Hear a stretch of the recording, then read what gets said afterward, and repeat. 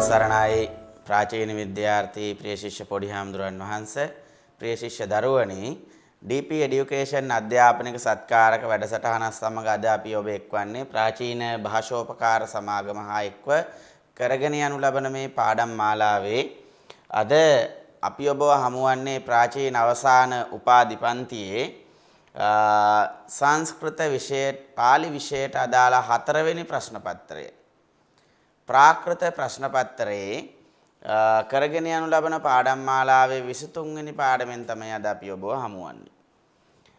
මේ පාඩම් මාලාවේදී අපි මේ වෙනතෙක් කතා කරගෙන ආවා භාෂාවේ ආරම්භය හා ඉතිහාසය. ඒ වගේම තමයි ඒ භාෂා යුග ඒ භාෂා යුගයන්ගේ භාෂා ලක්ෂණ ඒ වගේම තමයි අවසානයේදී අපි ප්‍රාකෘත භාෂා යුගයට පැමිණිලා මේ ප්‍රාකෘත භාෂාවන්ගේ ආරම්භය සහ විකාශය පිළිබඳව තමයි මේ වෙනකොට මේ කතා කරගෙන යන්න ලබන්නේ. ඉතින් අපි මේ වෙනකොට පාඩම් මාලාවන් ගණනාවක් කරලා දැන් අද 23 වෙනි පාඩමෙන් තමයි ඔබව හමුවන්නේ. එතකොට මේ පාඩමේදී අපි බලාපොරොත්තු වෙනවා මේ වෙනකොට තියෙන මේ ඒ ප්‍රාකෘත භාෂාවන්ගේ තියෙන සුවිශේෂීතා නැවත නැවතත් කතා කරමින් ඔබේ දැනුම වැඩි දියුණු කරමින් ඉදිරියට යාමට තමයි අපි බලාපොරොත්තු වෙන්නේ. ඒකට හේතුව තමයි මේ විෂය සඳහා විෂය නිර්දේශය සඳහා නිර්දිෂ්ට කරලා තියෙන ග්‍රන්ථ. ඒ ග්‍රන්ථයන් රචිත භාෂා. ඒ වගේම තමයි ප්‍රාකෘත ව්‍යාකරණයේ තුල දක්නට ලැබෙන සුවිශේෂීතා, ප්‍රාකෘත ව්‍යාකරණ ලක්ෂණ, සිතලකරණීය වීම, ඓතිහාසික මෙන්ම වාග් විද්‍යාත්මක රීති මේවා කතා කරමින් තමයි අපි මේ පාඩම් මාලාව ඉදිරියට යනු ලබන්නේ. ඉතින් අපි මේ පාඩමේදීත් බලාපොරොත්තු වෙනවා ඒ ප්‍රාකෘත භාෂාවන්ගේ තියෙන සුවිශේෂීතා පිළිබඳව කතා කරමින් ඔබේ දැනුම වැඩි දියුණු කරමින් ඉදිරියට යන්න. ඉතින් අපි බලමු අද දවස තුල මේ පාඩමේ අපිට මොනවද ඔබේ දැනුමට ලබා ගන්නට අපි ලබා දෙන්නට බලාපොරොත්තු වෙන්නේ කියලා.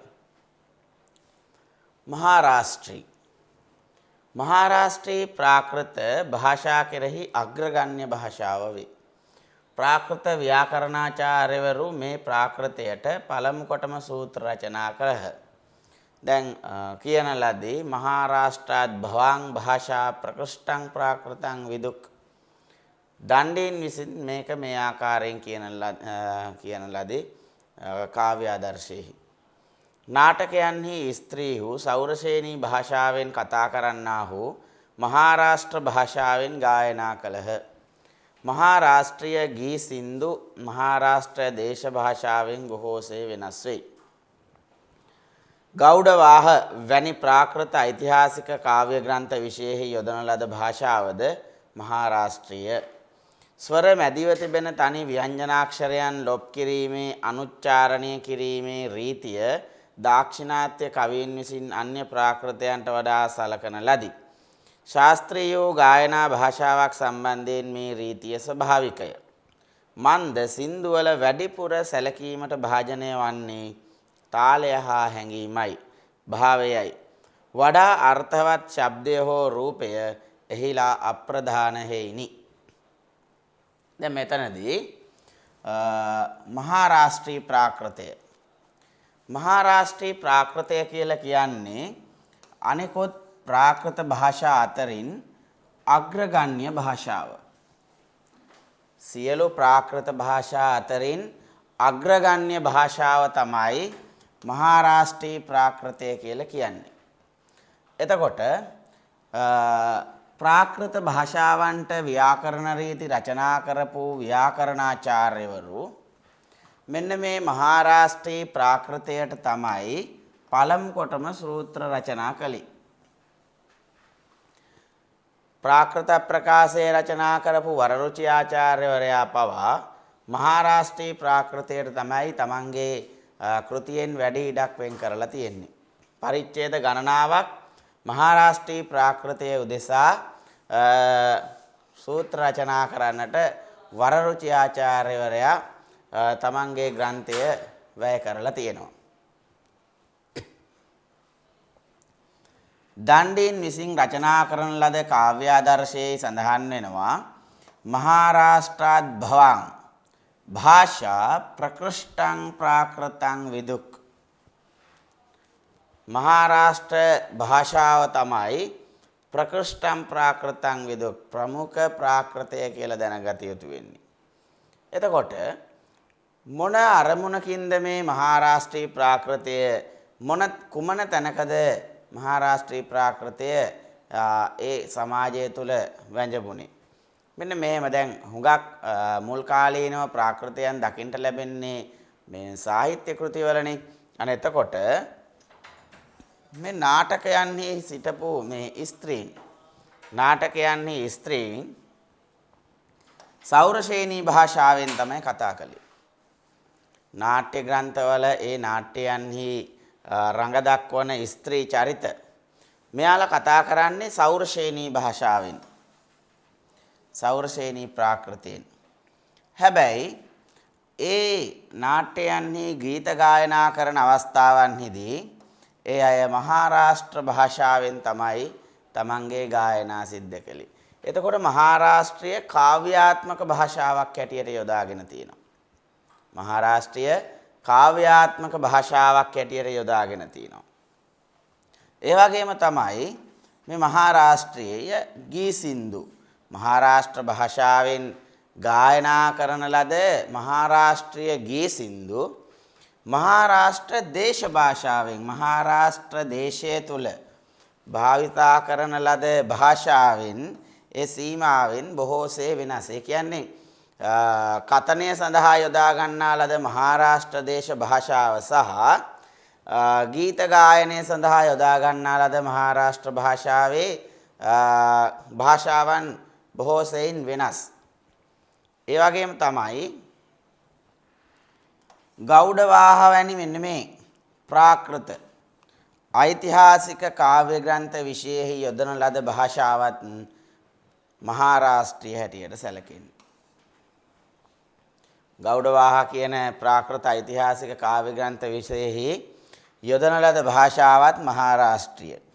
ඒ වගේම තමයි ස්වරයන් අතර ස්වරයන්ට මැදිව තියෙන තනි ව්‍යංජනාක්ෂරයන් ලොප් කිරීමේ අනුච්චාරණය කිරීමේ රීතිය දාක්ෂිණාත්‍ය කවීන් මේ දක්ෂිණ ප්‍රදේශයේ හිටපු කවීන් විසින් වෙනත් ප්‍රාකෘතයන්ට වඩා සලකපු රීතියක් හැටියට දැක්වෙනවා. ඒ කියන්නේ ස්වරයන්ට ස්වර මධ්‍යගත ව්‍යංජන ලොප් කිරීම සහ අනුච්චාරණය කිරීමේ අනුව උච්චාරණය කිරීමේ රීතිය මේ දකුණු දිග හිටපු කවීන් විසින් වෙනත් ප්‍රාකෘතයන්ට වඩා ඒ රීතීන් වලට ගරු කරලා තියෙනවා. ඒ රීතීන් අනුගමනය කරලා තියෙනවා. එතකොට මහාරාෂ්ට්‍රීය වගේ ශාස්ත්‍රීය වූ මේ ගායනා භාෂාවක් සම්බන්ධයෙන් මේ රීතිය ස්වභාවිකයි. ගායනා භාෂාවකදී දැන් ප්‍රාකෘත විශේෂෙහි ගායනා භාෂාවකදී ස්වර මධ්‍යගත තනි ව්‍යංජන අකුරු ලොප් කිරීමේදී ඒ වගේම තමයි අනුච්චාරණය කිරීමේදී අනුව උච්චාරණය කිරීමේ මෙන්න මේ රීතියේදී ගායනා භාෂාවන් සම්බන්ධයෙන් මේ භාවිතා කරපු රීතිය ස්වභාවිකයි. එතකොට ඒකට හේතුව තමයි සින්දුවල වැඩිපුර සැලකීමට භාජනය වෙන්නේ. තාලය සහ හැඟීම් ප්‍රකාශනය. සින්දුවල වැඩිපුරම සැලකීමට භාජනය වෙන්නේ මෙන්න මේ තාලය සහ හැඟීම් ප්‍රකාශනය. ඒ වගේම තමයි භාවය වඩා අර්ථවත් ශබ්දය හෝ රූපය හිලා ප්‍රදානයි. ඒ කියන්නේ තාලයට හැඟීමට සහ භාවයට මූලිකත්වය දෙනකොට අර්ථවත් ශබ්ද හෝ රූපය එහිදී අප්‍රධාන වෙනවා. ඒ කියන්නේ ශබ්දයේ අර්ථවත් වශයෙන් දැක්වීම හෝ රූපය දැක්වීම මෙහිදී අප්‍රධාන වෙලා තාලය සහ හැඟීම මෙන්ම භාවය ඉස්මතු වෙලා එනවා. එතකොට මේ ස්වර මධ්‍යගත තනි ව්‍යංජන ලොප් කරන්න වෙනවා සමහර අවස්ථාවලදී. එතකොට අනුව උච්චාරණය කිරීමේ රීතීන් භාවිතයට ගන්න වෙනවා. ඒක ස්වභාවික වශයෙන්ම මේ ශාස්ත්‍රීය ගායනා භාෂාවන්ගේ තාලයට සහ හැඟීමට මෙන්ම භාවයට මූලිකත්වය ලැබීම නිසා. එතකොට තාලයට සහ හැඟීමට වගේම භාවයට මූලිකත්වය ලැබෙනකොට අර්ථවත් ශබ්ද හෝ රූප එහිදී දෙවනි ස්ථානයට වැටෙනවා. එතකොට මෙතනදී මහාරාෂ්ට්‍රී ප්‍රාකෘත භාෂාව තමයි ප්‍රාකෘත භාෂාවන් අතරින් අග්‍රගණ්‍ය භාෂාව. කාව්‍ය භාෂාව හැටියට සැලකෙන්නේ. එතකොට ප්‍රාකෘත භාෂාවන්ට ව්‍යාකරණ නීති රචනා කරපු ව්‍යාකරණාචාර්යවරු වරරුචි වැනි ව්‍යාකරණාචාර්යවරු මේ මහාරාෂ්ට්‍රී ප්‍රාකෘතයට තමයි පළමු කොටම සූත්‍ර රචනා කළේ. එතකොට දණ්ඩින් කාව්‍යාදර්ශයේදී සඳහන් කරන්නේත් ඒ කාරණේ මහාරාෂ්ට්‍රාත් භවාං භාෂා ප්‍රකෘෂ්ටම් ප්‍රාකෘතං විදුක් කියලා සඳහන් කරනවා. එතකොට බොහෝ සෙයින් නාට්‍ය ග්‍රන්ථයන්හිනි ප්‍රාකෘත භාෂා අපිට සාහිත්‍ය භාෂාවක් සාහිත්‍ය ලක්ෂණ දකින්න හම්බ වෙන්නේ කුමන අවස්ථාවන්හිදී මේ ප්‍රාකෘත භාෂාවන් භාවිතා කරාද කියන කාරණේ අපිට දකින්නට ලැබෙන්නේ නාට්‍ය ග්‍රන්ථයන්හි. එතකොට නාට්‍ය ග්‍රන්ථයන්හි එන ස්ත්‍රී චරිත ශෞරසේනී භාෂාවෙන් කතා කරනකොට ඔවුන් ගායනා කිරීම සඳහා යොදාගත්තේ මේ මහාරාෂ්ට්‍රී ප්‍රාකෘතය. එතකොට ගීත ගායනය සඳහා යොදා ගන්නා ලද මහාරාෂ්ට්‍රී ප්‍රාකෘතය සහ මහාරාෂ්ට්‍රී දේශ භාෂාව මේ දෙක අතරේ සැලකිය යුතු වෙනස්කම් තියෙනවා.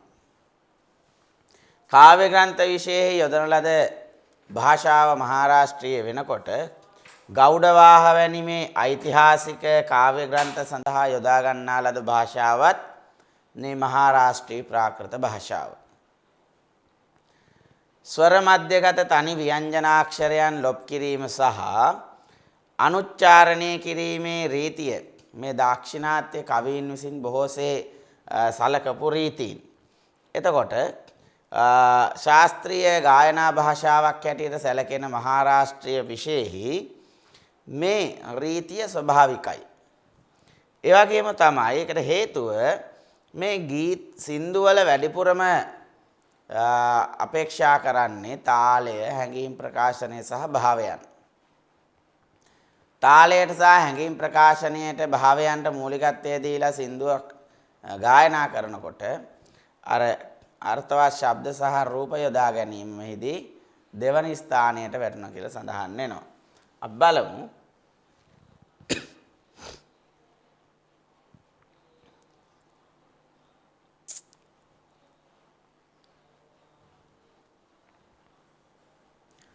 මෙයින් මහාරාෂ්ට්‍රීය හුදෙක් කවීන් විසින් නිපදවන ලද කාව්‍ය භාෂාවකැයි නොසිතිය යුතුයි. ගෝදාවරී නදිය ඇසුරු කොට පැවති ප්‍රදේශයෙහි තිබූ පැරණි විවහාර භාෂාවෙන් ප්‍රභවය වූවකි. මෙහි වර්තමාන මහාරාෂ්ට්‍රී මැරෑටි භාෂාවට අයත් ශබ්දයන්ගේ පුරාණ ස්වරූපය හැයි කිව හැකි බොහෝ ස්වරූපයෝ වෙති. සෞරසේනී ප්‍රාකෘතය මෙය මධ්‍ය දේශයට අයත් ප්‍රාකෘතයයි. මථුරාව සිසාරා පැවති සූරසේන නමැති රට නිසා මේ නම ලැබිණි. සංස්කෘත නාටකයන්හි සාධාරණ ප්‍රාකෘතය නම් මෙයයි. ස්ත්‍රීන් හා විදූෂකයන් විසින් මෙය කතා කරනු ලබති. කර්පූර මංජරියේ නම් රජු පවා මෙයින් කතා කරන ලද බව පෙනේ. ව්‍යක්ත සංස්කෘතය උපන් රටින්ම එයට ප්‍රධාන මාතෘ භාෂාව වූ පුරාතන විවහාර භාෂාවෙන්ම ශෞරසේනියද පහළ විය. සාහිත්‍ය විෂය වූ හින්දි භාෂාවට ජන්මදාතෘ වූ සෞරසේනිය බටහිර හින්දියටත් සංස්කෘතයටත් මැදි වූ ස්ථානයක මෙය වැජඹේ. සංස්කෘත භාෂාව හා තිබූ ඥාති සම්බන්ධය නිසා සකු බසට අනුව පවතිනවා මිස නිදැල්ලේ වැඩි දියුණු වීමට අවකාශයක් සෞරසේනී භාෂාවට නොලැබුණි.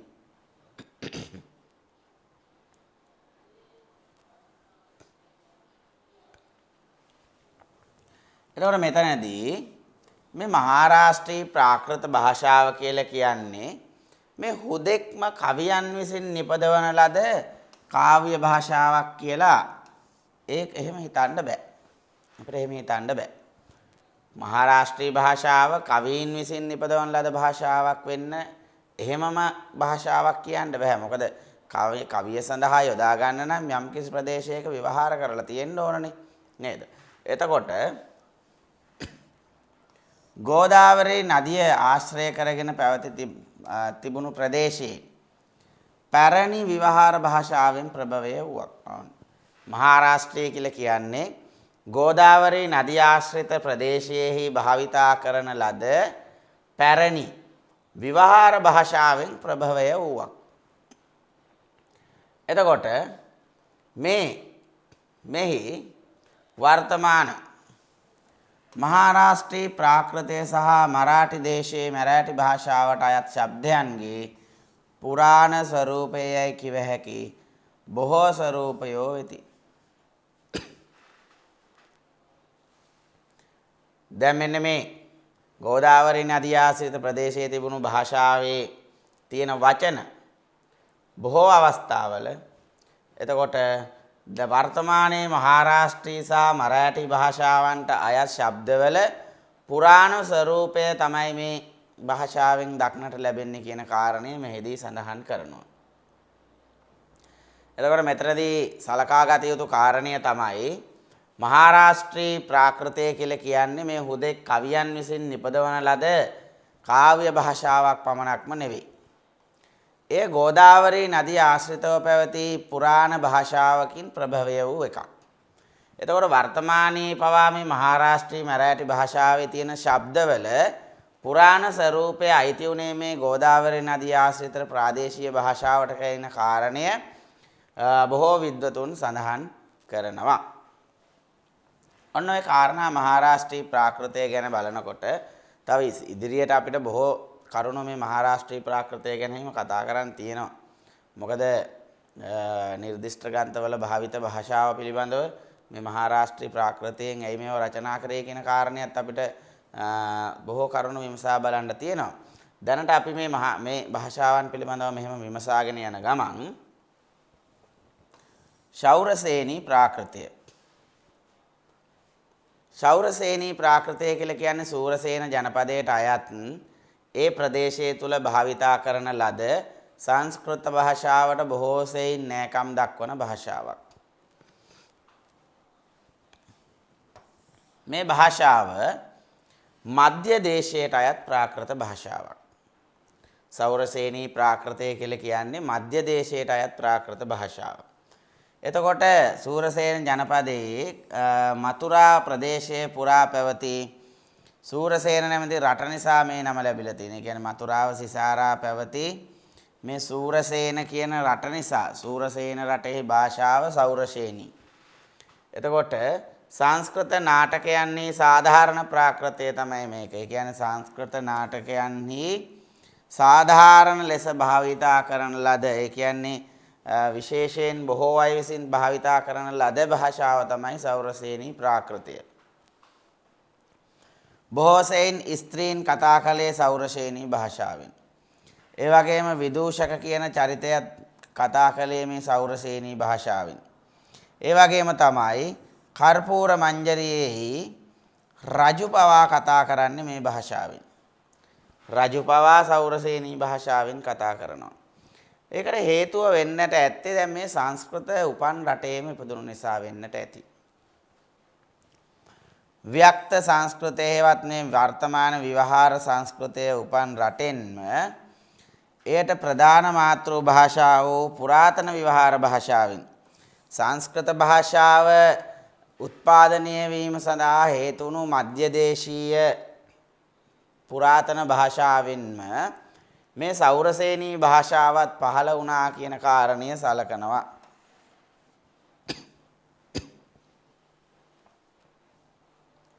විවහාර සංස්කෘතය උපන්නේ මධ්‍ය දේශයේ ඉන්දියාවේ. එතකොට මධ්‍ය දේශීය පුරාතන භාෂාවෙන් තමයි සංස්කෘත භාෂාව ප්‍රභවය වුණේ. ඒ පුරාතන භාෂාවෙන්ම සෞරසේනියත් ප්‍රභවය වුණා කියන කාරණය සඳහන් කරනවා.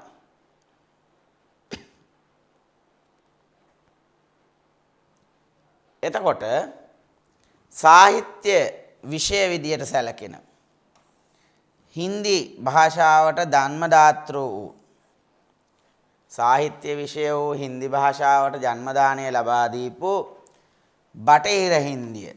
බටහිර හින්දි භාෂාව තමයි සාහිත්‍ය හින්දි විෂයට ජන්ම දාණය දුන්නේ. ප්‍රභවය වුණේ බටහිර හින්දි භාෂාවෙන්. ඒ වගේම තමයි සංස්කෘත භාෂාවටත් බටහිර හින්දි භාෂාවටත් සංස්කෘත භාෂාවටත් අතර මධ්‍ය ස්ථානයක මැද තැනක මේ සෞරශේනී භාෂාව වැජඹෙනවා. ඒ වගේම තමයි සංස්කෘත භාෂාව සහ ඍජු ඥාති සම්බන්ධයක් තියෙන හින්දා මේ සෞරශේනී භාෂාව සෑම විටම පැවතුනේ සංස්කෘත භාෂාව අනුව පමණයි. අපි දන්නවා දැන් මෙච්චර දවසක් අපි කතා කරපු කරුණු සමග ප්‍රාකෘත භාෂා කියලා කියන්නේ නීති රීතීන්ට හිර වෙලා තිබුණු භාෂා නෙමෙයි. නීති රීතීන්ට හිර වෙලා තිබුණු භාෂා නෙමෙයි. එතකොට නිදැල්ලේ වැඩේ දියුණු වීමට තිබුණු අවස්ථාව සෞරශේනී භාෂාවට අහිමි වුණා. නිදැල්ලේ වැඩිලා දියුණු වෙන්නට තිබුණු මේ අවස්ථාව සෞරශේනී භාෂාවට අහිමි වුණා. ඒකට හේතුව තමයි මේ සංස්කෘත භාෂාවේ ප්‍රභවය හා සමකාලීන වූ ඒ සංස්කෘත භාෂාවේම මාතෘ භාෂාවෙන් උපත ලබලා සංස්කෘත භාෂාවට අනුව පවතිනවා මිසක් නිදැල්ලේ දියුණු වෙන්න මේ තිබුණු අවකාශය සෞරශේනී භාෂාවට ඇහිරිලා ගියා. අනිකුත් ප්‍රාකෘත භාෂා නිදහසේ නිදැල්ලේ වැඩෙනකොට සෞරශේනී භාෂාව සංස්කෘත භාෂාව අනුව පැවතගෙන ගියා. ඒ ඇරෙන්නට නිදහසේ නිදැල්ලේ මේ භාෂාව වැඩුණේ නැහැ. ඒක නිසා අනිකුත් ප්‍රාකෘත භාෂාවන් දිහා බැලුවාම සෞරශේනී ප්‍රාකෘතය සීමා සහිත තැනක තිබුණු බව තමයි සඳහන් වෙන්නේ. එතකොට සෞරශේනී ප්‍රාකෘතය කියලා කියන්නේ මධ්‍ය දේශයට අයත් ප්‍රාකෘතය. සූරසේන නැමැති රටෙහි භාවිතා කළ භාෂාව නිසා සෞරශේනී කියන නම මේ භාෂාවට ලැබෙනවා. ඒ වගේම තමයි සංස්කෘත නාට්‍ය ග්‍රන්ථයන්හි සාධාරණ ප්‍රාකෘතය සෞරශේනී ප්‍රාකෘතය. ඒකට හේතුව සංස්කෘතය සහ තියෙන සාධාරණ සම්බන්ධ ඥාති සම්බන්ධය නිසා වෙන්නත් පුළුවන්. එතකොට ස්ත්‍රීන් විදූෂකයන් මෙම ඇතැම් අවස්ථාවලදී කර්පූර මංජරී වගේ නම් රජු පවා මේ සෞරශේනී ප්‍රාකෘතයෙන් කතා කරලා තියෙනවා. එතකොට සෞරශේනියේ මාතෘ භාෂාව වෙන්නේ සංස්කෘත භාෂාවේම මාතෘ භාෂාව ලෙස සැලකෙන මධ්‍ය දේශීය පුරාතන භාෂාව. එතකොට එක අම්මගේ දරුවෝ දෙන්නෙක් විදියට තමයි සංස්කෘත භාෂාව සහ ප්‍රාකෘත සෞරශේනිය සැලකෙන්නේ. එතකොට සෞරශේනී භාෂාව සාහිත්‍යාත්මකව බටහිර හින්දියටත් සංස්කෘත භාෂාවටත් අතර මධ්‍ය ස්ථානයක වැජඹෙනවා. එතකොට සංස්කෘත හා තිබුණු ඥාති සම්බන්ධය නිසා සංස්කෘත භාෂාව වගේම සීමා සහිත තැනක තමයි සෞරශේනී භාෂාව තිබුණේ. ඒකට නිදැල්ලේ අනිකුත් ප්‍රාකෘත භාෂාව වගේ වැඩෙන්න තිබුණු අවස්ථාව හිමි වෙලා ගියා.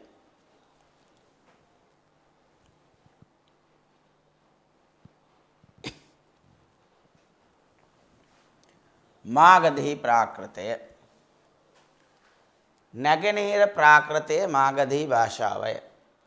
එහි භෞගෝලික කේන්ද්‍රය ප්‍රධාන ස්ථානය පුරාණ මගධ දේශය වේ. නාටකයන්හි මාගධිය පහත් ජනයා විසින් කතා කරන ලද්දේය. ढक्की ආදී මගධ දේශීය ප්‍රාකෘත කිහිපයක් මෘච්ඡ කටිකයේ සඳහන් වී ඇත. මාගධී ප්‍රාකෘතයෙහි ස්වර විද්‍යාව ශබ්දෝච්චාරණ රීතිය සම්බන්ධයෙන් පවත්නා වෙනස්කම් නිසා එය හා අන්‍ය ප්‍රාකෘතයන් අතර ඇති වෙනස පැහැදිලිය. මෙහි ස කාරය වෙනුවට ෂ කාරයද ර කාරය වෙනුවට ල කාරයද පෙනී සිටී. ප්‍රථමා විභක්ති ඒකවචනය පිළිබඳ වූ අකාරාන්තය වෙනුවට ඒකාරාන්තය වේ. මෙහි ය කාර්යය තිබේ. ඇතැම් විට ජ කාර්යය වෙනුවටද එය යෙදේ. පාලි මාගදී සෝ ෂෝ රාජා ලා ආ සෝවත්තෝ ශේයස්තේ අය්‍ය අජ්ජ. බලමු. මාගදී ප්‍රාකෘතය තමයි අපි දැන් කතා කරන්න බලාපොරොත්තු වෙන්නේ. එතකොට මාගදී භාෂාව කියලා කියන්නේ නැගෙනහිර ප්‍රදේශයේ භාවිතා කරන ලද ප්‍රාකෘත භාෂාව. භූගෝලීය කේන්ද්‍රය දිහා බැලුවාම ප්‍රධාන ස්ථානය තමයි පුරාණ මගධ දේශය. පුරාණ මගධ දේශයේ තමයි මෙහි භූගෝලීය කේන්ද්‍රය. එතකොට නාටක ග්‍රන්ථයන්හි මාගධිය භාවිතා කරලා තියෙන්නේ පහත් ජනයා විසින්. ඒ කියන්නේ පහත් කුලවල ජනතාව විසින් භාවිතා කරන ලද භාෂාව තමයි මේ මාගධී භාෂාව. එතකොට ඩක්කී ආදී මගධ දේශීය ප්‍රාකෘත කිහිපයක්. ඩක්කී කියන මේ මගධ දේශයට භාවිතා කරපු ප්‍රාකෘත අතරේ මේ ඩක්කී ආදී මගධ දේශීය ප්‍රාකෘත කිහිපයක්ම ශුද්‍රකගේ මෘච්ඡ කටිකයේ සඳහන් වෙලා තියෙනවා. එතකොට මේ ප්‍රාකෘත භාෂාව වැඩි වශයෙන්ම භාවිතා කරපු භාෂාවත් මේ නාට්‍ය ග්‍රන්ථයේ තමයි මේ ශුද්‍රකගේ මෘච්ඡ කටිකය. එතකොට මාගධී ප්‍රාකෘතයේ ස්වර විද්‍යාව මේ මාගධී ප්‍රාකෘතයේ භාවිතා කරලා තියෙන ස්වර විද්‍යාව ශබ්දෝච්චාරණ රීතිය සම්බන්ධයෙන් පවතින වෙනස්කම් නිසා අනෙකුත් ප්‍රාකෘතයන් අතර තියෙන වෙනස පැහැදිලි වෙනවා. මේ මාගධී ප්‍රාකෘතය තුළ දන්තජ ස කාර්ය වෙනුවට භාවිතා කරලා තියෙන්නේ තාලුජ ෂ කාර්යයත්. ඒ වගේම තමයි ර කාර්ය වෙනුවට දන්තජ ල කාර්ය භාවිතා කරලා තියෙනවා. ප්‍රථම විභක්ති ඒකවචනීය පිළිබඳ වූ අකාරාන්තය වෙනුවට ඒකාරාන්තය වෙනවා. මේ භාෂාවේ යකාරය දකින්නට පුළුවන්. ඇතැම් අවස්ථාවලදී ජ වෙනුවට යකාරය යොදාගෙන තියෙනවා. දැන් පාලි මාගධී වෙනස සෝ කියන ශබ්දය දන්තජ ස වෙනුවට තාලුජ ෂ රාජා කියන තැන ස්වර ලෝපය සහ ර වෙනුවට දන්තජ ල භාවිතා කරලා තියෙනවා. සෝ අස්තෝ කියන තැන සෝ අත්තෝ කියන තැන දැන් මේ සෝ ෂේ වෙලා තියෙනවා. ස වෙනුවට ෂ භාවිතා කරලා තියෙනවා. අය්‍ය කියන තැන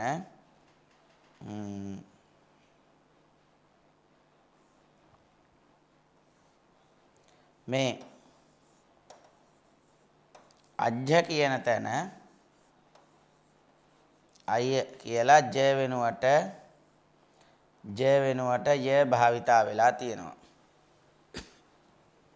එතකොට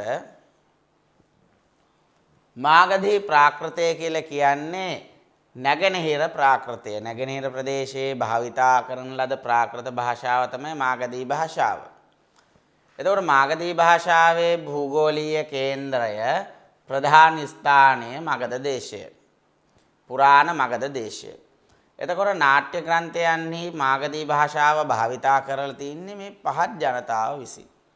පහත්යයි සම්මත ජනතාව විසින්. එතකොට වැඩි වශයෙන් ප්‍රාකෘත භාෂා සඳහන් දක්නට ලැබෙන මේ ශ්‍රොද්දකගේ මුච්ච කටිකයි. මෘච්ඡ කටිකයේ තියෙන මෙන්න මේ ඩක්කී වගේ මාගධීය ප්‍රාකෘත භාෂා කිහිපයක්ම දකින්නට ලැබෙනවා.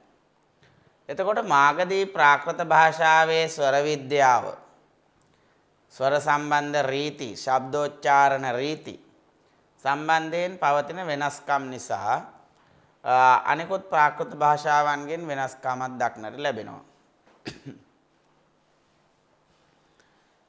ස දන්තජ ස වෙනුවට තාලුජ ෂ භාවිතා කරලා තියෙනවා. සෝ ෂෝ වෙනවා. ඒ වගේම තමයි රකාරය වෙනුවට දන්තජ ලකාරය භාවිතා කරලා තියෙනවා.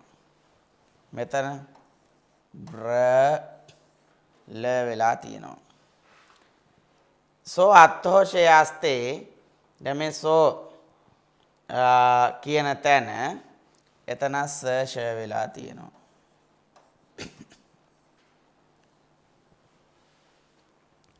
ඕකාරාන්තය ඒකාරාන්තය වෙලක් තියෙනවා.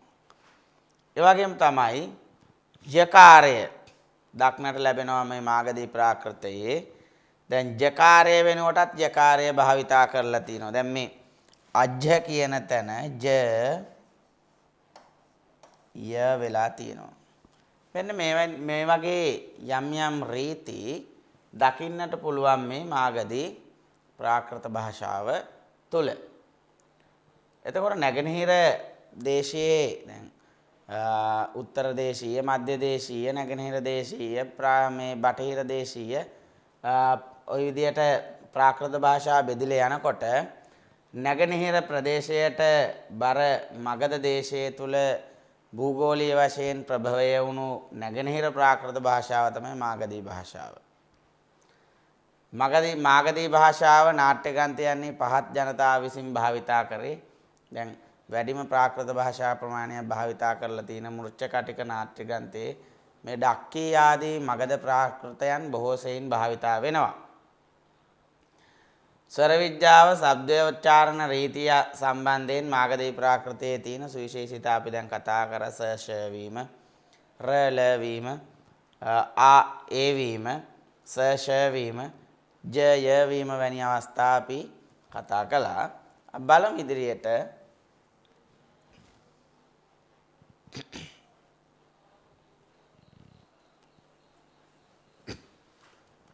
ලකාරය රකාරය වෙනුවට යෙදීම ඉදහිට අන්‍ය ප්‍රාකෘතයන්හි පාලියේ සිදුවන්නේය. පාලියෙහි තලුනෝ තරුණෝ යනාදී ප්‍රයෝගයන්ගෙන් ඒ බව පෙනේ. වෛදික භාෂාවේත් මෙබඳු ප්‍රයෝගයෝ වෙති. අලංකෘ අරංකෘණෝති ලුක් රුක් යනු එයට නිදසුන්. අන්‍ය ප්‍රාකෘතයන්හිදු මෙබඳු නිදර්ශන බහුලය. එහෙයින් බොහෝ විට මෙබන්දෙහි මුල් ශබ්දය කුමක්ද යන්න නිර්ණය කිරීම පවා අමාරුය. අපභ්‍රංශ ප්‍රාකෘත ගණයෙහිලා සලකන මාගධෙහි ප්‍රාකෘත විශේෂයෙහි යශ දෙකම සිටී. චණ්ඩාලී ශාවරී යනුද මාගධීය ප්‍රාකෘතයෝය. දැන් ර ලවීම වගේම ල රවීම රයන්න වෙනුවට ලයන්න භාවිතා කිරීම වගේම ලයන්න වෙනුවට රයන්න භාවිතා කිරීම අනෙකුත් ප්‍රාකෘත භාෂාවන්හිදී දක්නට ලැබෙන කාරණයක්. වෙනත් ප්‍රාකෘත භාෂාවන්හි දක්නට ලැබෙන කාරණයක්. ඒ වගේම තමයි ඒ කාරණය ඇතැම් අවස්ථාවලදී පාලි භාෂාවේ සිද්ධ වෙනවා. දැන් පාලියේ මේ තලුනෝ කියන ශබ්දයේ මේ ලකාරය ලු රු වෙලා තියෙනවා. ල ර වීමදී සිද්ධ වෙලා තියෙනවා. තලුනෝ ශබ්ද වෙනවා තරුණෝ කියලා. මෙන්න මේ වගේ ප්‍රයෝගයන්ගෙන් ඒ ආකාරය පේනවා. ඒ වගේම තමයි වෛදික භාෂාවෙත් තියෙනවා මේ වගේ ප්‍රයෝග. දැන් මේ ලක්ෂණ ඔබ වෙනම සටහන් කරගත යුතුයි. නැත්නම් ඒ භාෂාවන්ගේ ලක්ෂණ දක්වීම සඳහා විභාගයට ආවොත් මෙබඳු ලක්ෂණ දැක්විය යුතුයි. භාෂා අතර තියෙන සුවිශේෂීතා. ඒ වගේම තමයි වෛදික භාෂාවෙත් මේ වගේ ප්‍රයෝගයෝ දක්නට ලැබෙනවා. අලංකෘ කියන තැන අලං අරන් වෙනවා. අලං අරන් බවට පත් වෙලා. අරංකෘණෝති. ඒ වගේම ලුක් කියන තැන රුක් බවට පත් වෙලා. මේවට නිදසුන් හැටියට දක්වන්න පුළුවන්. වෙනත් ප්‍රාකෘත භාෂාවලත් මේ වගේ නිදර්ශන බොහෝ සෙයින් අපිට දක්නට ලැබෙනවා. ඒක නිසා මෙහි මුල් ශබ්දය නිර්ණය කිරීම පවා අමාරුයි. මේ ශබ්දයේ මූල ප්‍රകൃතිය මෙහි ආරම්භය කොතනද කියන කාරණය නිර්ණය කිරීම අමාරුයි. මෙබඳු නිදර්ශන අනිකුත් ප්‍රාකෘත භාෂාවන්හි දක්නට ලැබෙන නිසා. ඒ වගේම තමයි මේ අපබ්‍රංශ ප්‍රාකෘතයට සැලකෙන නූතන ප්‍රාකෘත භාෂාවන්සේ සැලකෙන අපබ්‍රංශ ප්‍රාකෘතයට අයස්තේ සැලකෙන මාගදී ප්‍රාකෘත විශේෂයක් මාගදී ප්‍රාකෘතයක මේ යකාරයයි ශකාරයයි දෙකම දකින්නට තියෙනවා. කියන්නේ මාගදී ප්‍රාකෘතයේ වගේම තව අපබ්‍රංශ ගණයට අයත් මාගදී ප්‍රාකෘත භාෂාවකත් මේ යකාරය සහ ශකාරය තාලුජ ශකාරය දකින්නට තියෙනවා. ඒ වගේම තමයි චණ්ඩාලි ශාවරි චණ්ඩාලි භාෂාව ශාවරි භාෂාව කියලා කියන්නේත් මේ මාගධීය ප්‍රාකෘත භාෂා. එතකොට ලකාරය වෙනුවට රකාරය දකින්න පුළුවන් සමහර ප්‍රාකෘත භාෂාවල. ඉඳලා හිටලා දකින්න පුළුවන් කාරණා. පාලි භාෂාවටත් ඒ කාරණය පොදුයි ල රැවීම. දැන් තලුණෝ කියන පාලි શબ્දේ තරුණෝ කියලා තමයි શબ્ද කරන්නේ. ල රැවීම නිසා. ඒ වගේම තමයි වෛදික භාෂාවටත් මේ ප්‍රයෝගයන් පොදු වෙලා තිනවා. අලං අරන් වෙලා තියෙනවා. ලොක් රුක් වෙලා තියෙනවා. ඒවයට නිදසුන්. වෙනත් ප්‍රාකෘත භාෂාවලත් මේ වගේ නිදර්ශන බහුල වීම නිසාම මේ ශබ්දයන්ගේ මූලික ශබ්දේ කුමක්ද කියන එක නිර්ණය කර ගැනීම පවා අපහසු වෙලා තියෙනවා. එක එක භාෂාවන්ගේ ඒ වචන යොදාගෙන තිබෙන නිසා. ඒ වගේම තමයි අපබ්‍රංශ ප්‍රාකෘතයට සැලකෙන මාගදී ප්‍රාකෘත භාෂාවකත් මේ යශ කියන අකුරු දෙක දකින්නට පුළුවන්. එතකොට මේක කොතනින් ආවද මෙහි මුල කොතනද මුල් ආරම්භයේ කොතනද කියන කාරණය නිර්ණය කර ගැනීම අමාරුයි. චණ්ඩාලේ ශාවරී කියලා කියන්නේත් මේ මාගධීය ප්‍රාකෘත භාෂා. එතකොට මාගධීය ප්‍රාකෘතයට අයිති වෙනවා ශුද්ධ මාගධීය, අර්ධ මාගධීය, එතකොට ශාවරී, චණ්ඩාලී, මාගධී ප්‍රාකෘත, ඩක්කි වැනි මාගධී ප්‍රාකෘතයට අයත් ප්‍රභේද බොහෝසේ දක්නට ලැබෙනවා. එතකොට මේ චණ්ඩාලී ශාවරී කියලා කියන්නේ මාගධීය ප්‍රාකෘතය. ශබරයන් සහ සැඩොල් කුලයේ භාවිතා කරන ලද භාෂා හැටියට සලකන්නත් පුළුවන්. එතකොට ඒ ප්‍රාකෘත භාෂාවන්හි මේ වචන අතරේ වචන පෙරලි අකුරු පෙරලි ආදිය නිසා වචන අතරේ තියෙන මේ වෙනස්කම් නිසාම ඒ ශබ්දයන්ගේ ඒ වචනයන්ගේ මූලික ස්වરૂපය කුමක්ද කියන කාරණය නිර්ණය කර ගැනීම අපහසුතාවයකට පත් වෙලා තියෙනවා. ඒක අපහසු කාරණයක් හැටියට තමයි සැලකෙන්නේ. බලමු.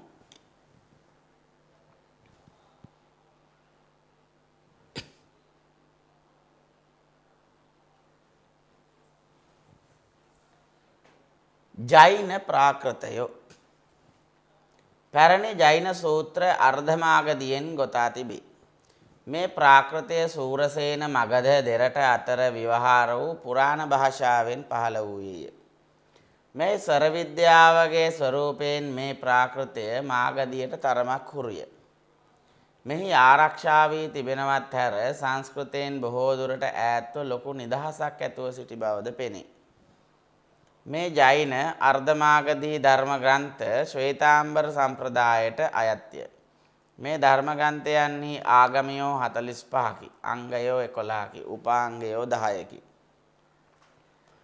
මේ විශාල ග්‍රන්ථ රාශිය පිළියෙල කරන ලද්දේ දේවද්දී ඥානීන් විසිනි. ජෛන ධර්ම ප්‍රවර්තක මහාවීරතුමාගේ අභාවයෙන් අවුරුදු 980කට පසුව මේ ග්‍රන්ථ රාශිය එක් කිරීම සමාප්ත වූ බව කියනු ලැබේ.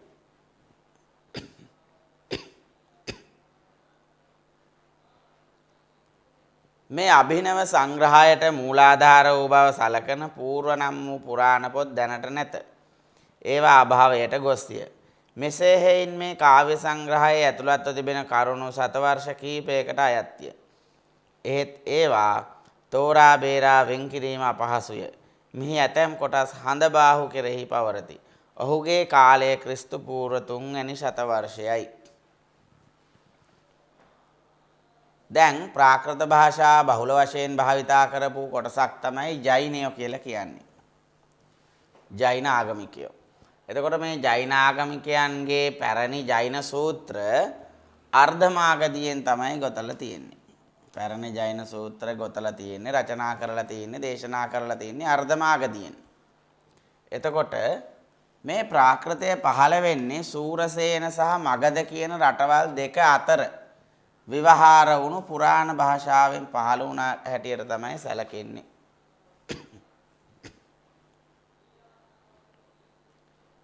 මේ අර්ධමාගධී කියන ජෛන ප්‍රාකෘත භාෂාව සූරසේන සහ මගධ කියන රටවල් දෙක අතර විවහාර වුණු පුරාණ භාෂාවෙන් තමයි පහළ වුණේ. එතකොට මෙහි ස්වර විද්‍යාව සලකලා බැලුවහම ස්වරූපයෙන් මේ ප්‍රාකෘත භාෂාව මාගධී භාෂාවට තරමක් හුරුයි. හේතුව මගධයටත් සමීපයි, අනිත් පැත්තෙන් බැලුවාම සූරසේන ජනපදයටත් සමීප නිසා. මෙහි ආරක්ෂා වී තිබෙන මේ භාෂාව ආරක්ෂා වී තියෙන්නේ මේක මේ සංස්කෘතයෙන් බොහෝ දුරට ඈත් වෙලා. ලොකු නිදහසක් ඇතුව නිදහසේ වැඩුණු භාෂාවක් වන නිසා.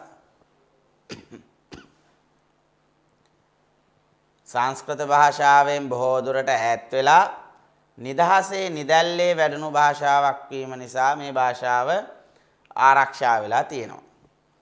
ඒ වගේම තමයි මේ ජෛන අර්ධමාගධී භාෂාවෙන් රචිත ධර්ම ග්‍රන්ථ ශ්වේතාම්බර සම්ප්‍රදායට තමයි අයත් වෙන්නේ. ශ්වේතාම්බර කියලා කියන්නේ සුදු වස්ත්‍ර හැඳී සම්ප්‍රදායිකයෝ බොහෝ විටාවට උපාසකයෝ ජෛන උපාසකවරුන් සම්ප්‍රදායට තමයි අයිති වෙන්නේ.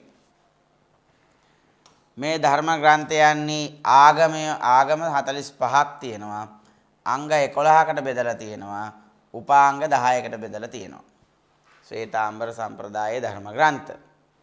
එතකොට මේ විශාල ග්‍රන්ථ රාශිය පිළියෙල කරන ලද්දේ මෙන්න මේ දේවද්දි ඥානී කියන ජෛන ග්‍රන්ථ රචකයා. එහෙම නැත්නම් ජෛන ආගමේ අනුගාමිකයා. එතකොට ජෛන ධර්ම ප්‍රවර්තක, ජෛන ධර්මයේ ප්‍රවර්ධනය කරපු, දේශනා කරපු ජෛන ආගමේ ප්‍රධානියා ලෙස සැලකෙන මහාවීරතුමා. මහාවීරතුමාගේ අභාවයෙන් අවුරුදු 980කට පසුව තමයි මේ ධර්ම ග්‍රන්ථ රාශිය එක්රැස් කරලා ග්‍රන්ථාවලියක් වශයෙන් සමාප්ත වෙලා තියෙන්නේ. ජෛන මහාවීරයන්ගේ අභාවයෙන් අවුරුදු 980කට පසුව කියන කාරණය සඳහන් වෙනවා. එතකොට මේ අලුතෙන් නිර්මාණය කරන ලද මේ ශ්වේතාම්බර සම්ප්‍රදායේ ධර්ම ග්‍රන්ථ සංග්‍රහයට මූලාධාර වුණේ, ඒ ග්‍රන්ථ රචනා කිරීම සඳහා මූලාශ්‍රය හැටියට සැලකෙන්නේ పూర్ව නමින් හැඳින්වෙන පුරාණ ජෛන ආගමික කෘති. ඒවා දැනට දක්නට ලැබෙන්නේ නැහැ, ඒවා අභාවයට ගිහිල්ලා. මෙන්න මේක නිසා මේ කාව්‍ය සංග්‍රහයේ ඇතුළත්ව තිබෙන කරුණු සියවස් කිහිපයකටම අයිති.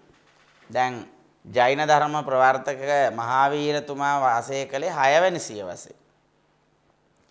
6 වෙනි සියවසේ ඉඳලා අවුරුදු 980ක් ගිහින් තියෙනවා මේ ග්‍රන්ථාවලිය රචනා වෙලා අවසන් වෙන්නට. එතකොට මේ ග්‍රන්ථාවලිය රචනා වීම සඳහා මූලාශ්‍රය වුණු పూర్ව කියන පුරාණ පොත් දැනට දකින්නට ලැබෙන්නේ නැහැ. ඒක නිසා මේ ජෛන ශ්වේතාම්බර සම්ප්‍රදායේ ධර්ම ග්‍රන්ථ තුල දක්නට ලැබෙන කරුණු සියවස් ගණනාවකට අයිතියි. අවුරුදු 980ක් කියන්නේ සියවස් 10ක වගේ කාලයක්. එතකොට මෙන්න මේ කාරණේ නිසා ඒ කරුණු තෝරා බේරා වෙන් කිරීම අපහසුයි. හඳබාහු කියන ජෛන අනුගාමිකයට සමහර අය පවරනවා මෙහි ඇතැම් කොටස්. ඒ වගේම තමයි ඔහු වාසය කළ කාලයේ හැටියට සැලකෙන ක්‍රිස්තු පූර්ව 3 වැනි සතවර්ෂය. එතන සියවස් 3ක් ගත වෙලා නේද? එතකොට මෙහිදී කතා කරන්නේ දැන් මේ ජෛන ප්‍රාකෘත භාෂාව පිළිබඳව. පැරණි ජෛන ආගමිකයන්ගේ ජෛන සූත්‍ර අර්ධමාගධියෙන් තමයි දේශනා කරලා තියෙන්නේ, ගොතලා තියෙන්නේ. එතකොට මේ අර්ධමාගධී කියන ප්‍රාකෘත භාෂාව සූරසේන රටටත් මගධ රටටත් අතර ප්‍රදේශයක විවහාර වුණු පුරාණ භාෂාවකින් ප්‍රභවය වුණා කියන කාරණය සඳහන් වෙනවා.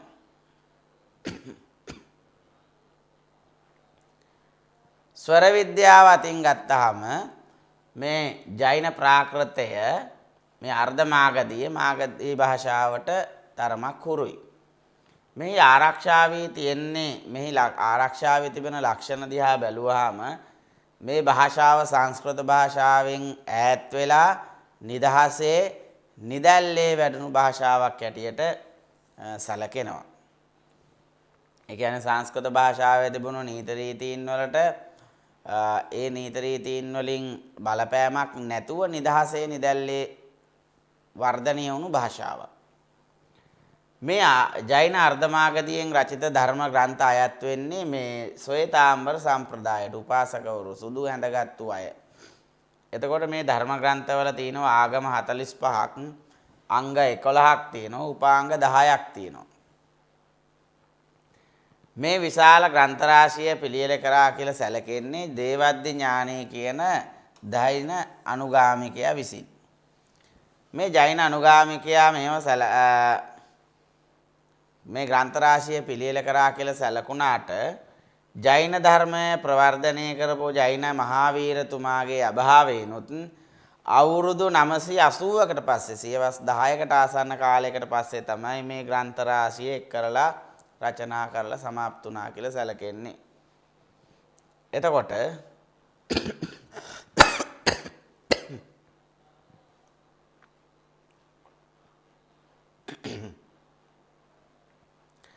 එතකොට මේ අභිනව සංග්‍රහයට මේ අලුතෙන් නිර්මාණය කරපු මේ ජෛන ධර්ම ග්‍රන්ථ සංග්‍රහයට මූලාශ්‍රය වුණා කියලා සැලකෙන්නේ పూర్ව නමින් හැඳින්වෙන පුරාණ පොත්. ඒවා දැනට දකින්නට ලැබෙන්නේ නැහැ, ඒවා භාවයට ගිහිල්ලා. දැන් මේ කාරණේ නිසා මේ කාව්‍ය සංග්‍රහය ඇතුළත් වෙලා තිබෙන කරුණු සියවස් ගණනාවකට අයත්. හැබැයි ඒව තෝරලා බේරලා වෙන් කිරීම අපහසුයි. මේ ඇතැම් කොටස් හඳබාහු කියන ජෛන අනුගාමිකයට පවරලා තියෙනවා. ඔහුගේ කාලය ක්‍රිස්තු පූර්ව 3 වෙනි සියවස හැටියට තමයි සැලකෙන්නේ. එතකොට ජෛන ප්‍රාකෘතය මුල් කාලයේ ඉඳලා 6 වෙනි සියවසේ ඉඳලම අවුරුදු 980ක් පුරාවට ජෛන ධර්ම ග්‍රන්ථ රචනා වීම සඳහා යොදාගෙන තියෙනවා. එතකොට ඒක නැගෙනහිර සහ මධ්‍ය දේශීය භාෂාවන් අතර නිර්මාණය වුණු භාෂාවක් හැටියට තමයි සැලකෙන්නේ.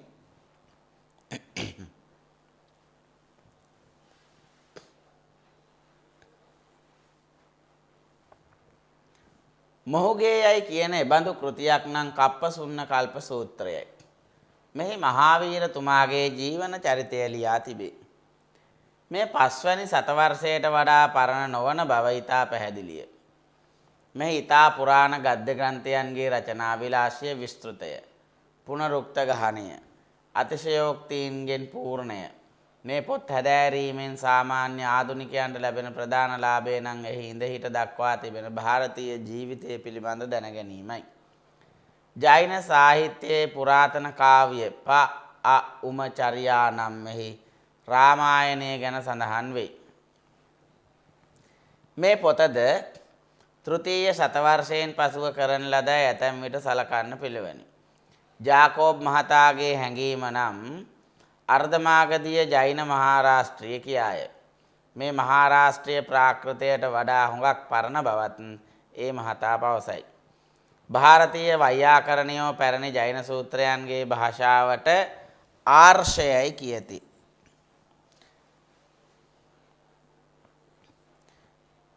මේ ආර්ෂ නම් සාදුවරයා කාව්‍යාලංකාර ටීකා කෙරෙමින් ප්‍රාකෘත යන්න ප්‍රකෘත් ශබ්දයෙන් බිඳී ආවක පවසන්නේය. ප්‍රාකෘත් යන්නේ තේරුම ප්‍රාචීනයන් විසින් කළ හෝ ව්‍යාකරණ රීතිවලින් මිදුණු සාමාන්‍ය ව්‍යවහාරය යනුයි. ආර්ෂයන්ගේ ප්‍රාකෘතය හෙවත් අර්ධමාගධිය දේව භාෂාවයයි නමි සාදුවරයානෝ අදහසි. එම කීහ. දැන් මෙන්න මේ හඳබාහු කියන ආචාර්යවරයාගේ කියලා සැලකෙන කෘතියක් තමයි මේ කප්පසුන්න කල්ප සූත්‍රය. මේ කප්පසුන්න කල්ප සූත්‍රයේ සඳහන් වෙන්නේ මහාවීරතුමාගේ ජීවන චරිතය පිළිබඳව. එතකොට මෙය පස්වැනි ශතවර්ෂයට වඩා පරණ නොවන බව ඉතා පැහැදිලි. ඒ වගේම තමයි මෙහි ඉතා පුරාණ ග්‍රන්ථ ග්‍රන්ථයන්ගේ රචනා විලාසය දකින්නට පුළුවන්. ඒ රචනා විලාසය මේ සූත්‍රය තුල දක්නට ලැබෙනවා. ඒ වගේම තමයි පුනරුක්තීන්ගෙන් යුක්ත පුනරුක්ති ගහන අතිශයෝක්තින්ගෙන් පූර්ණ වුණු මේ කෘති හැදෑරීමෙන් සාමාන්‍ය ප්‍රාකෘත භාෂාව සහ ඉතිහාසය හදාරන ආධුනිකයන්ට ලැබෙන ප්‍රධානම ලාභය තමයි එහි ඉඳලා හිටලා දක්වලා තියෙන මේ ಭಾರತೀಯ ජීවිතය පිළිබඳව දැන ගැනීම. මොකද මහාවීරතුමා කියලා කියන්නේ රජ පරපුරකින් පැවතෙන කෙනෙක්නේ. එතකොට මේ ජෛන සාහිත්‍යයට අයිති පුරාතන කාව්‍ය වන පඅඋම චරියා කියන මෙන්න මේ කෘතියේ රාමායනය ගැන තොරතුරු සඳහන් වෙනවා. මේ ක්‍රතත් තුන්වැනි සතවර්ෂයෙන් පසුව කරන ලදයි කියලා තමයි ඇතැම් විට සැලකෙන්නේ. එතකොට මේ ප්‍රාකෘත භාෂාවන් පිළිබඳව ඒ වගේම සංස්කෘත භාෂාව පිළිබඳවත් විශේෂයෙන් පර්යේෂණයන්ගේ දුණු ජාකෝබ් මහතා සඳහන් කරනවා අර්ධමාගධිය කියලා කියන්නේ ජෛනයන්ගේ මහාරාෂ්ට්‍රය කියලා. ජෛන මහාරාෂ්ට්‍රය තමයි අර්ධමාගධිය කියලා කියන්නේ කියලා ජාකෝබ් මහතා සඳහන් කරනවා. ඒ වගේම ඔහු සඳහන් කරනවා මහාරාෂ්ට්‍රීය ප්‍රාකෘතයට වඩා මේ ජෛන මහාරාෂ්ට්‍රීය ප්‍රාකෘතය ඉතා පැරණි භාෂාවක් කියලා. මහාරාෂ්ට්‍රීය ප්‍රාකෘතයට වඩා ඉතා පැරණි භාෂාවක් හැටියට මේ ජෛන මහාරාෂ්ට්‍රය සලකන්න පුළුවන් කියන කාරණේ ජාකෝබ් මහතා සඳහන් කරනවා. ಭಾರತೀය ව්‍යාකරණාචාර්යවරු මේ පැරණි ජෛන සූත්‍රයන්ගේ භාෂාව සඳහන් කරනවා ආර්ෂ කියලා. නමි කියන සාදුවරයා නමි කියන ජෛන සාදුවරයා කාව්‍යාලංකාර ටීකාව කළා. කාව්‍යාලංකාර ටීකාව රචනා කරන ගමන් සඳහන් කරනවා මේ ප්‍රාකෘත කියන වචනය ප්‍රකෘත් ශබ්දයෙන් බිඳිලා ආපු එකක් කියන එක. ප්‍රාකෘත කියන වචනය ප්‍රකෘත් ශබ්දයෙන් බිඳිලා ආපු එකක් කියන කාරණය නමි කියන සාදුවරයා සඳහන් කරනවා. එතකොට ප්‍රාකෘත යන්නෙහි තේරුම ප්‍රාචීනයන් විසින් කළ. එතකොට పూర్වයෙහි වාසය කළ අය විසින් කරන ලද කියන අර්ථයෙන් ප්‍රාකෘත කියලා සඳහන් කරනවා. එතකොට එහෙම නැත්තම් ව්‍යාකරණ රීති වලින් මිදුන සාමාන්‍ය ව්‍යවහාරය. මොකද ප්‍රාකෘත භාෂාව ව්‍යවහාර වුණේ සාමාන්‍ය ජනතාව අතරනේ. එතකොට ව්‍යාකරණ රීති වලට හිර වෙලා තිබුණේ නැහැ. සංස්කෘත භාෂාව තමයි ව්‍යාකරණ රීති වලට හිර වෙලා තිබුණේ. එතකොට මේ ප්‍රාකෘත භාෂාව ව්‍යාකරණ රීති වලින් මිදුණු සාමාන්‍ය ජනතාවගේ ව්‍යවහාරය හැටියට තමයි සැලකෙන්නේ. එතකොට ආර්ෂයන්ගේ ප්‍රාකෘතය මේ ජෛනයන්ගේ ප්‍රාකෘතය හේවත් මේ අර්ධමාගධිය දේව භාෂාව කියලා මේ නමි කියන සාදුවරයා සඳහන් කරනවා. එයා අදහනවා. එතකොට මේ හඳබාහුගේ කෘතියක් තුන්වෙනි සතවර්ෂයේ වාසය කරපු හඳබාහුගේ කෘතියක් හැටියට සැලකෙනවා කප්පසුන්න කල්ප සූත්‍රය. මෙහි මහාවීරතුමාගේ ජීවන චරිතය තමයි ඇතුළත් වෙන්නේ. මේ පස්වෙනි සතවර්ෂයට වැඩිය පැරණි නොවන බව ඉතා පැහැදිලි කාරණය. දැන් මේ ජෛන ප්‍රාකෘතයෙන් රචනා කරන ලද ග්‍රන්ථ පිළිබඳව සූත්‍ර පිළිබඳව යම් යම් තැන්වලදී ඔබගේ දැනුම සඳහා මේවා හේතු වෙනවා. මේ ඉතා මේ පස්වෙනි සතවර්ෂයට වඩා පැරණි නොවන කෘතියක් මේක. ඒ වගේම තමයි ඉතාම පැරණි ගද්‍ය ග්‍රන්ථයන්ගේ රචනා විලාසය මෙහි දක්නට ලැබෙනවා. පුනරුක්ති බහුලයි. නැවත නැවත කියවීම බහුලයි. අතිශයෝක්තිත් බහුලයි. මොකද මහාවීරතුමාගේ ජීවන චරිතයනේ. කේවල්ලතා ඥානය ලබා ගන්න හිටපු කෙනෙක්නේ මහාවීරතුමාට සැලකෙන්නේ. එතකොට මේ කෘති හැදෑරීමෙන් ಭಾರತೀಯ ජීවිත කරුණු පිළිබඳව ಭಾರತೀಯ සමාජය පිළිබඳව යම් යම් කරුණු එක්රැස් කරගන්නටත් පුළුවන්. ඒ වගේම තමයි ජෛන සාහිත්‍යයේ දක්නට ලැබෙන පුරාතනම කාව්‍ය වන පඅඋම චරියා කියන කෘතියේ රාමායනය ගැන සඳහන් වෙනවා. ඒ වගේම තමයි මේ කෘතියත් 3 වෙනි සතවර්ෂයෙන් පසුව කරන ලදයි කියලා ඇතැම් විට සලකන්න පුළුවන් යම් යම් කරුණු කාරණා භාෂා ලක්ෂණ දිහායම සලකලා බැලුවහම.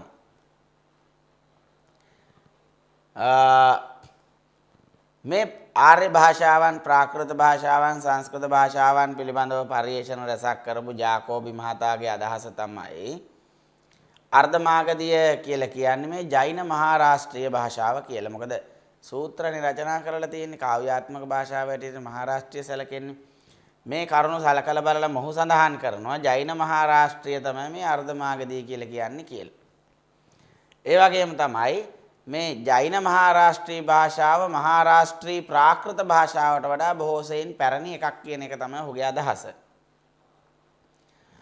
එතකොට ಭಾರತೀಯ ව්‍යාකරණාචාර්යවරු මේ පැරණි ජෛන සූත්‍රවල දක්නට ලැබෙන භාෂාව සඳහන් කරනවා ආර්ෂ භාෂාව කියලා. අන්න ඒ කාරණේ නිසාම වුන් සඳහන් කරනවා අර්ධමාගධිය එවත් ආර්ෂ ප්‍රාකෘතය කියලා. එතකොට නමි කියන සාදුවරයා රචනා කරනවා කාව්‍ය අලංකාර ටීකාව. එහිදී ඔහු සඳහන් කරනවා ප්‍රාකෘත කියන ශබ්දය බිඳලා ආවේ මේ ප්‍රකෘත් කියන ශබ්දයෙන් කියන එක. එතකොට ප්‍රාකෘත කියන එකේ තේරුම තමයි ප්‍රාචීනයන්. එහෙම නැත්නම් పూర్වේහි අතීතයේහි විසපු పూర్වේහි වාසය කරපු අය විසින් සකස් කළ හෝ ව්‍යාකරණ රීති වලින් මිදුණු සාමාන්‍ය විවහාරයක කියන අදහස මොහුගේ සම්මෙතනදී සඳහන් කරනවා. ආර්ෂයන්ගේ ප්‍රාකෘතය හේවත් මේ අර්ධමාගධිය දේව භාෂාව හැටියට සලකනවා මේ නමි කියන සාදුවරයා. අනේක නිසා ඔහු සඳහන් කරනවා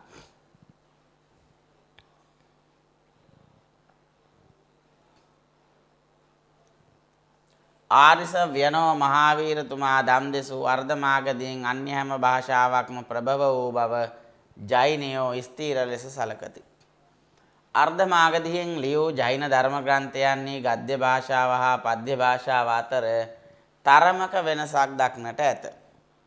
මෙහි පද්‍යයන්හි ප්‍රථමා විභක්ති ඒකවචනය බොහෝ විට ඕකාරාන්තව සිටිනවා මෙන්න ගද්‍යයෙහි ආකාරාන්තව හෝ අනුස්වාරාන්තව සිටින බව පෙනේ. සාමාන්‍ය වශයෙන් නාටක ප්‍රාකෘතයන්ට වඩා පැරණි රූපයෝ පාලියෙහි මෙන්ම අර්ධමාගධියෙහිද දක්නට ලැබේ. අර්ධමාගධිය වැඩකරුවන්ටත් සිටුවරුන්ටත් අයිති බව භරත නාටක ශාස්ත්‍රයේ කියන ලදී. ශ්‍රී විශ්වරාත නම් කවිරාජයෝ මේ මතය අනුගමනය කළෝය. අර්ධමාගධියෙන් කතා කළයි සිටිය හැකි ජෛන සාධූන් සාමාන්‍ය මාගධියෙන් කතා කළ බව නාටකයන්හි පෙනේ. මෙය මහාරාෂ්ට්‍ර භාෂාවෙන් බොහෝ කරුණු වලින් වෙනස් වූවකි. එසේම සෞර ශ්‍රේණියෙන් එයටත් වඩා ඈත් වූවකි. දැන් ආරිස ව්‍යනෝ නමින් හැඳින්වෙන මහාවීරතුමා ජෛන මහාවීරතුමා ධර්මයේ දේශනා කළපු අර්ධමාගධියෙන් අනෙකුත් සෑම භාෂාවක්ම ප්‍රභවය වූ බව තමයි ජෛනයෝ ස්ථීර ලෙස සලකනවා. ස්ථීර ලෙස ජෛනයෝ විශ්වාස කරනවා මේ ආරිස ව්‍යනෝ මහාවීරතුමා ධර්මයේ දේශනා කරපු අර්ධමාගධියෙන් තමයි අනිකුත් සියලු භාෂා ප්‍රභව වෙලා තියෙන්නේ කියන එක. ඒ වගේම තමයි අර්ධමාගධියෙන් ලියූ මේ ජෛන ධර්ම ග්‍රන්ථයන්හි ගද්‍ය භාෂාව හා පද්‍ය භාෂාව අතර තරමක වෙනසක් දකින්නට තියෙනවා. ගද්‍ය භාෂාවේ පද්‍ය භාෂාවේ අතරේ යම් යම් වෙනස්කම් දකින්නට තියෙනවා. එතකොට පද්‍යයන්හි ගාථා රචනයන්හි පද්‍ය රචනයෙහි ප්‍රථමා විභක්ති ඒක වචනය ප්‍රථමා විභක්ති ඒක වචනය බොහෝ විට දකින්නට තියෙන්නේ ඕකාරාන්තව. දැන් පාලි භාෂාවෙත් එහෙමනේ ප්‍රථමා විභක්ති ඒක වචනේ ඕකාරාන්තයි. ඒ වගේම තමයි ගද්‍යයෙහි ආකාරාන්තව සිටින්නේ. එහෙම නැත්නම් අනුස්වාරාන්තව සිටිනවා. ගද්‍යයෙහි ඒක දකින්නට ලැබෙන්නේ ආකාරාන්තව හෝ අනුස්වාරාන්තව සිටින බව. සාමාන්‍ය වශයෙන් නාටක ප්‍රාකෘතයන්ට වඩා නාට්‍ය ග්‍රන්ථයන්හි දක්නට ලැබෙන මේ නාටක ප්‍රාකෘතයන්ට වඩා පැරණි රූප පැරණි ශබ්ද රූප පාලි භාෂාවේ වගේම අර්ධමාගධී භාෂාවෙත් දකින්නට ලැබෙනවා. ආර්ෂ ප්‍රාකෘතයේ හෙවත් අර්ධමාගදී භාෂාවේ දකින්නට ලැබෙනවා. ඒ වගේම තමයි අර්ධමාගධිය වැඩකාරයන්ටත් සිටුවරුන්ටත් අයිති වූ බව භරත මුනිවරයාගේ නාට්‍ය ශාස්ත්‍රයේහි සඳහන් වෙනවා. ඒ වගේම තමයි ශ්‍රී විශ්වනාථ කවිරාජ කියන කතුවරයාත් මේ මතයම අනුගමනය කරලා තියෙනවා. අර්ධමාගධයෙන් කතා කරන්නට ඇතැයි කියලා සිතන්නට පුළුවන් ජෛන සාදුවරු සාමාන්‍ය මාගධියෙන් කතා කරලා තියෙනවා මේ නාට්‍ය ග්‍රන්ථ තුල. එතකොට මේ අර්ධමාගධිය මහාරාෂ්ට්‍රීය භාෂාවෙන් බොහෝ කරුණු වලින් සෑහෙන දුරට වෙනස්. ඒ වගේම තමයි සංස්කෘතයට ඥායකම් කියන සීමා සහිත පරිසරයක හැදී වැඩුණු සෞරසේනී භාෂාවෙන් ඊටත් වැඩි ඈතයි මේ අර්ධමාගධිය. හේතුව තමයි සෞරසේනී භාෂාව සංස්කෘත භාෂාවට තියෙන ඥාති සම්බන්ධය නිසා සීමා සහිතයි, නිදැල්ලේ වැඩුණු භාෂාවක් නෙමෙයි. නමුත් අර්ධමාගධිය කියලා කියන්නේ සෞරසේනී භාෂාවට බොහෝ සෙයින් ඈත් වෙන හේතුව තමයි අර්ධමාගධිය බොහෝ නිදැල්ලේ නිදහසේ වැඩුණු භාෂාවක් වන නිසා. එතකොට මෙතනදී අර්ධමාගධියෙන් ධර්මයේ දේශනා කළේ ආර්යසවියානෝ මහාවීරතුමා, ජෛන මහාවීරතුමා. එතකොට මේ ජෛන මහාවීරයන්ගේ දේශනා මාධ්‍ය වුණු ආර්ෂ ප්‍රාකෘතය හෙවත් අර්ධමාගධිය අනිකුත් සියලු අර්ධමාගධිය අනිකුත් සියලු භාෂාවන්ට ප්‍රභවස්ථානීය හැටියට තමයි ජෛනියෝ සලකන්නේ. ඒක ස්ථීර ලෙස උන්ගේ අදහසක්. අර්ධමාගධියෙන් ලියන ලද මේ ජෛන ධර්ම ග්‍රන්ථවල ගද්‍ය භාෂාව සහ පද්‍ය භාෂාව අතරේ වෙනසක් දකින්නට තියෙනවා. හේතුව තමයි පද්‍යයන්හි ප්‍රථමා විභක්ති ඒකවචනීය බොහෝ අවස්ථාවල ඕකාරාන්තව දක්නට ලැබෙන්නේ. ඒ වගේම තමයි ගද්‍ය භාෂාවන්හි ප්‍රථමා විභක්ති ඒකවචනීය බොහෝ අවස්ථාවල දක්නට ලැබෙන්නේ ආකාරාන්තව හෝ අනුස්වාරාන්තව. ආකාරාන්තව හෝ බිඳුවෙන් තමයි ඉවර වෙන්නේ. එතකොට සාමාන්‍ය වශයෙන් නාටක ප්‍රාකෘතයන්ට වඩා මේ සාමාන්‍ය නාට්‍ය ග්‍රන්ථයන්හි දක්නට ලැබෙන නාට්‍ය ප්‍රාකෘත භාෂාවන්ට වඩා ඉතා පැරණි රූප පාලි භාෂාව වගේ මේ අර්ධමාගධී භාෂාවෙන් දකින්නට පුළුවන්. එතකොට භරත නාට්‍ය ශාස්ත්‍රයේ සඳහන් වෙනවා අර්ධමාගධී භාෂාව අයිති උනේ වැඩකාරයන්ට සහ සිටුවරුන්ට කියන කාරණය. ශ්‍රී විශ්වනාථ කවිරාජය මේ මතය අනුගමනය කළා. එතකොට අර්ධමාගධියෙන් කතා කරන්නට ඇති කියලා සිතන්නට පුළුවන් ජෛන සාදුවරු නාට්‍ය ග්‍රන්ථයන්හි සාමාන්‍ය මාගධියෙන් තමයි කතා කරලා තියෙන්නේ. ජෛන සාදුවරුන්ගේ භාෂාව අර්ධමාගධිය උනාට නාට්‍ය ග්‍රන්ථ තුල වුන් කතා කරලා තියෙන්නේ සාමාන්‍ය මාගධියෙන්. එතකොට අර්ධමාගධී භාෂාව මහාරාෂ්ට්‍රීය භාෂාවෙන් බොහෝ කරුණු වලින් වෙනස්. ඒ වගේම තමයි නිදැල්ලේ වැඩුණු නිසා සෞරසේනී භාෂාවෙනුත් බොහෝසේ ඈත් වුණු භාෂාවක් හැටියට, නිදහසේ වැඩුණු භාෂාවක් හැටියට, බොහෝ පිරිස් අතර කතා විවහාරයේ යොදා ගන්නු භාෂාවක් විදිහට මේ අර්ධමාගධිය සඳහන් කරන්නට පුළුවන්. එතකොට මෙන්න මේ කරුණු පිළිබඳව මහාරාෂ්ට්‍රීය ප්‍රාකෘතය, සෞරසේනී ප්‍රාකෘතය, ඒ වගේම තමයි මේ අර්ධමාගධිය කියන මෙන්න මේ භාෂාවන් පිළිබඳව බොහෝ කරුණු ඔබට මෙතනදී සඳහන් කරගන්නට දැනගන්නට ලැබුණා. තවත් බොහෝ ප්‍රාකෘත භාෂා තියෙනවා. ප්‍රාකෘත භාෂාවන් පිළිබඳව කරුණු අපිට කතා කරන්න තියෙනවා. අපි ඒ කරුණු සමග ඊළඟ පාඩමෙන් හමු වෙමු. එතෙක් ඔබ සැමට තෙරුවන් සරණ ප්‍රාර්ථනා කරමි. සප්පදානං ධම්මදානං ජිනාති. සියලු දානයන්ට වඩා ධර්ම දානය උතුම් වන්නේය යන උතුම් බුදු වදන පසක් කරමින් ප්‍රාචීන අධ්‍යාපනය ලබන සුවහසක් හාමුදුරුවන් වහන්සේලාගේ, මෙහෙණින් වහන්සේලාගේ සහ දුවාදරුවන්ගේ දහම් ඇස විවර කරමින් සම්බුද්ධ ශාසනයේ චිරස්ථිතිය උදෙසා ධම්මික ෆ්‍රසිලා පෙරේරා පදනම මගින් සිදු කෙරෙන මහංගු සමාජ සත්කාරයයි DP ප්‍රාචීන අධ්‍යාපනය